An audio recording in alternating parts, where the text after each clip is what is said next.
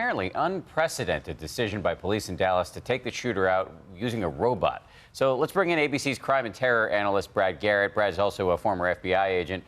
Brad, good morning. Police in Dallas said they made this decision because, quote, other options would have exposed our officers to great danger. So do you support the use of a robot in this case?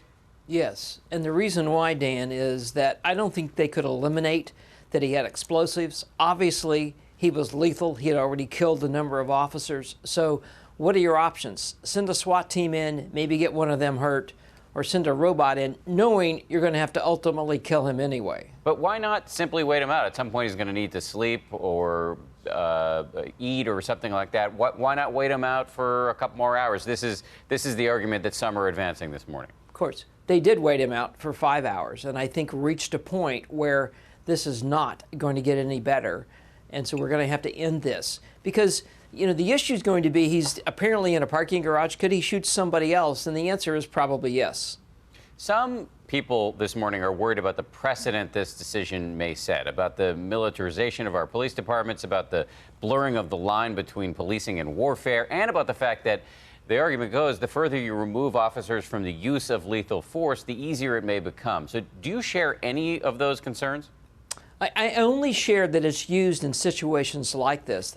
Clearly, Dan, in any terrorist or extremist takeover situation where the person's not going to come out and it's clear that you're going to have to go in and get them, why not at least use a device where no one else is going to get hurt? Yeah, but others worry about a slippery slope here. Brad Garrett, we appreciate your analysis this morning. Thank you very much. And we are remembering those 5 officers who lost their lives in Dallas, and we're learning more about the men who died in the line of duty. Lives cut short in a senseless act of violence, leaving distraught families behind. And ABC's Philip Mena with that part of the story. Philip, good morning to you. Dan, Paula, good morning. This is just what rips your heart out, seeing these flowers and balloons and these messages of love and gratitude to the fallen heroes of this city.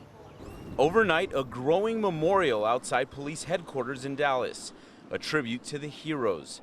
5 officers killed in the line of duty, police say at the hands of a sniper. This morning, we're learning their names. 32-year-old Patrick Zamarripa, a young husband and father to a 2-year-old girl. He survived 3 tours in Iraq. 40-year-old Michael Kroll, his mother saying he was living a dream of being a police officer. He knew the danger of the job, but he never shied away from his duty. 55-year-old Michael Smith, a 26-year veteran of the force. Lauren Ahrens, he served for 14 years. And Brent Thompson, the first Dallas Transit cop to die in the line of duty. He was a newlywed, married just 2 weeks ago. His wife, also a DART officer, now a widow. And this morning, many of the survivors in blue also being hailed as heroes.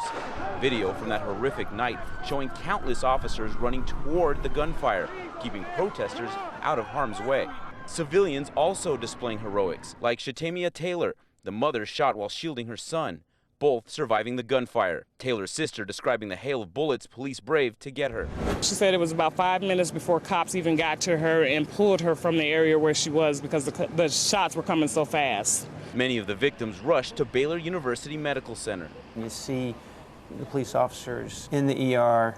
They're supporting each other, hugging each other, the tears, some family members. You realize what a tragedy this is.